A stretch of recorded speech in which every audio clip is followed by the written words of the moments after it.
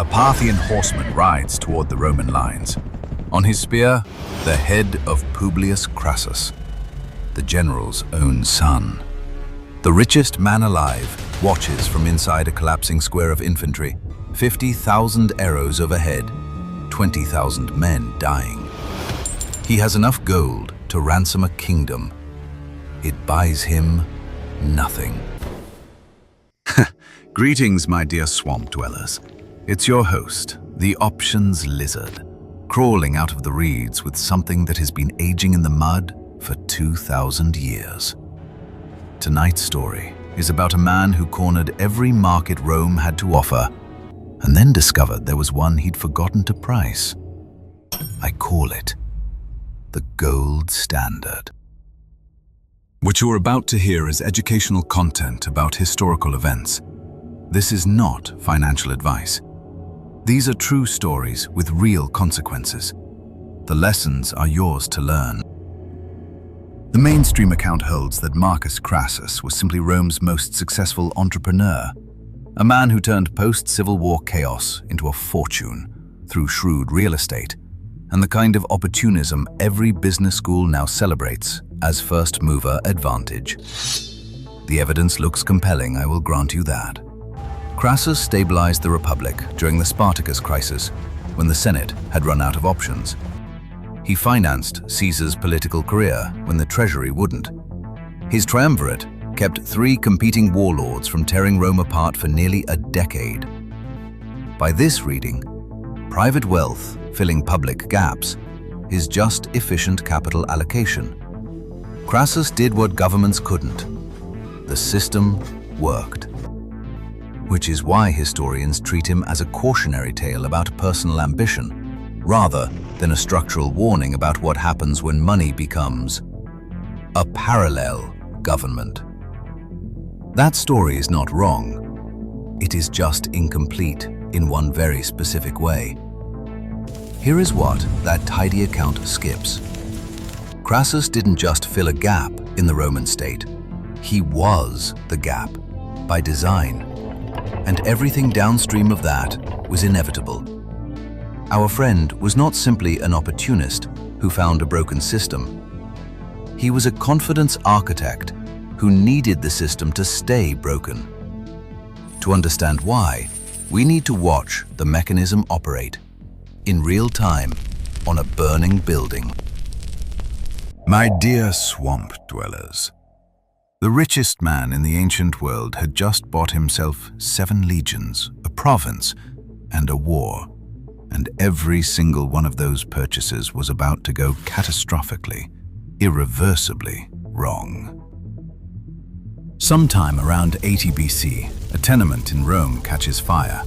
Crassus's trained slaves surround the burning building, not to fight the flames, but to wait. Crassus arrives, makes an offer to the panicking owner. A low offer. The building is still burning. The owner sells. Marcus Licinius Crassus, Rome's wealthiest citizen, a man who could recite the annual revenue of the Roman state because his own fortune matched it, did not invent the fire brigade.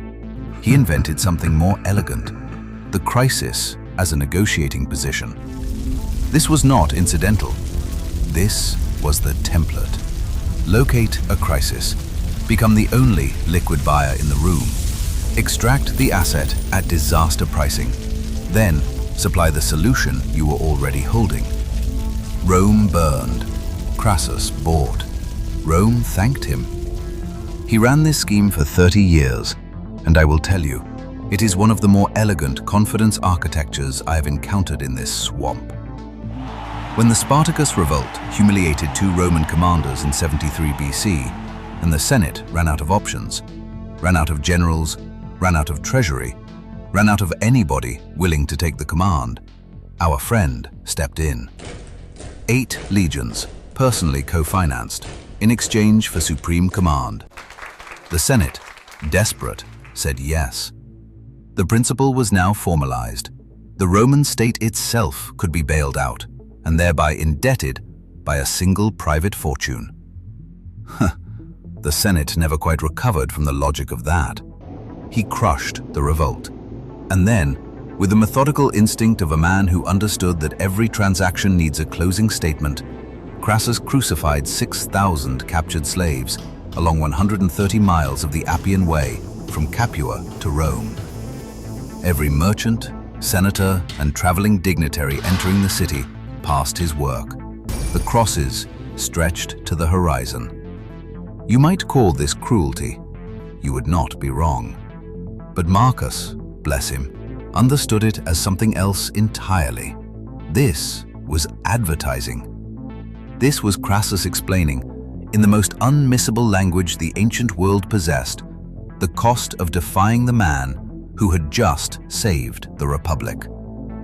By 60 BC, the advertising had worked so thoroughly that Crassus could formalize the arrangement entirely. The first triumvirate, himself, Julius Caesar, and Pompey, three men with private armies and private fortunes, a structure that superseded the Senate in every meaningful sense. Caesar's career existed because Crassus had effectively co-signed it, financing his early elections when the treasury would not. The Senate retained its chamber, its robes, its traditions, ceremony, and nothing else. For 30 years, the mechanism ran without a fault. Every crisis, an opportunity. Every institution under stress, a gap through which Crassus's capital could flow and extract a return. It worked. It worked so well that in 55 BC, when a tribune physically blocked the city gates and delivered a solemn curse on the Parthian expedition Crassus was about to launch, a tribune invoking every religious and civic authority Rome possessed to stop him, Marcus walked past him. Why wouldn't he? The mechanism had never failed. It had consumed every obstacle, every rival, every burning building and slave revolt the Republic could produce. Military command was simply the next asset class. The one thing in Rome, as it turns out, that his money could not buy. But he had no data to suggest that yet. The mechanism doesn't die with Crassus. It just changes hands and learns to dress better. 1997. A former hog farm in Moyock, North Carolina, gets converted into something the Pentagon could not officially acknowledge needing. Eric Prince, and you should sit with that name a moment, had identified the same gap our friend Crassus found 2,000 years earlier. A state under stress, unable to field sufficient institutional force, willing to pay premium prices to a private operator who asked no inconvenient questions about where the receipts went. He structured Blackwater not as a contractor, as a parallel military institution, its own aircraft, its own training pipelines, its own command culture. A confidence architect, selling certainty to a government that had run out of it. September 11th arrives. The contracts escalate from tens of millions to nearly $1 billion. The United States government in Iraq is functionally protected not by the US military, but by a private payroll. You may want to read that sentence again. The mechanism becomes unmistakable on September 16, 2007, when Blackwater contractors open fire in Nisour Square, Baghdad. 17 Iraqi civilians killed. The American institutional response? Paralysis. Because no one has clearly established whether these men fall under military law, civilian law, or Iraqi jurisdiction. The accountability gap is not a glitch. It is the product. Blackwater gets rebranded. The contracts continue under different names. Prince personally profits from the sale, then resurfaces pitching a privatized Afghanistan strategy directly to the White House. The mechanism humming along, the operator entirely intact. Two men, 2,000 years apart. Crassus was consumed by the machine he built. Prince simply licensed it, collecting returns without standing in any desert with a hollow square of infantry and no exit. The structure underneath them, identical. Here is the mechanism.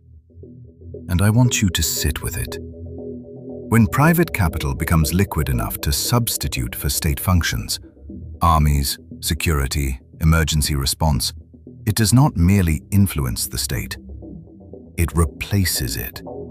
And the replacement carries no institutional memory, no civic obligation, no accountability to anything except its own balance sheet. That is not a flaw in the design. That is the design. You did not watch Crassus fail because of ambition. You watched a system reach its logical endpoint. The man who monetized every Roman crisis eventually ran out of crises he could monetize without personally commanding them. There were no more fires to buy, no more properties to rescue. The only asset left to acquire was glory. And glory, as it turns out, does not accept payment in silver. And you did not watch Blackwater commit misconduct. You watched the same system run a cleaner version of the same exploit, this time with the operator smart enough to stay off the battlefield and let the liability accrue to the state that hired him. Prince understood what Crassus did not. The trick is to own the army, not to lead it. So, the question I'd like you sitting with right now is not, how did Rome let this happen?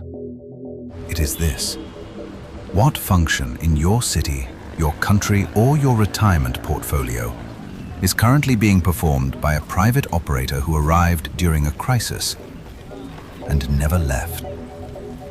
The intelligence infrastructure of multiple Western democracies runs right now on software owned by a private company, whose shareholders include sovereign wealth funds, whose board answers to no electorate.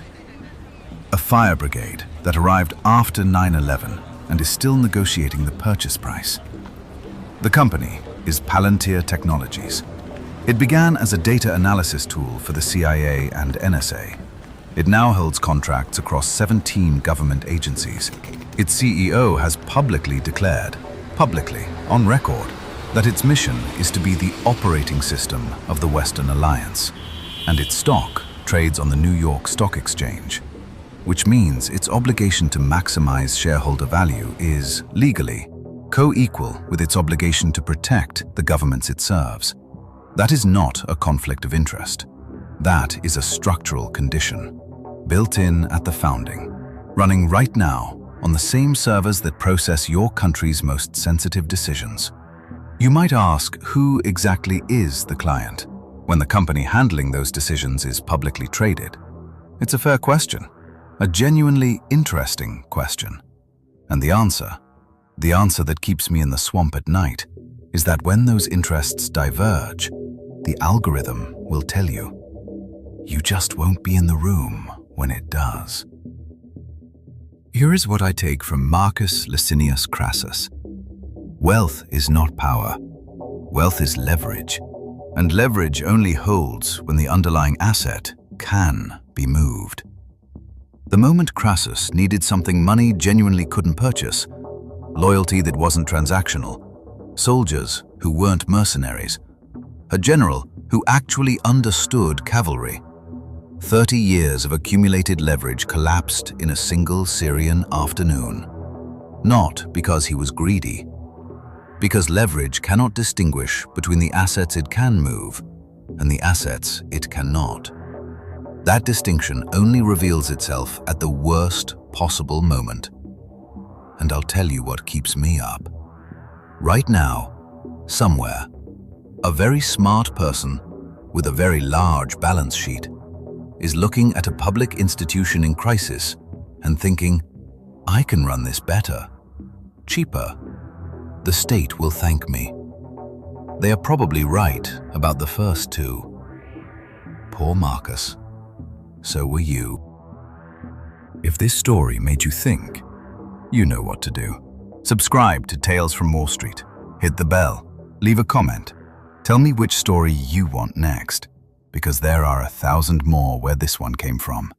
And I'll be here, waiting. I'm the Options Lizard. These have been Tales from Wall Street.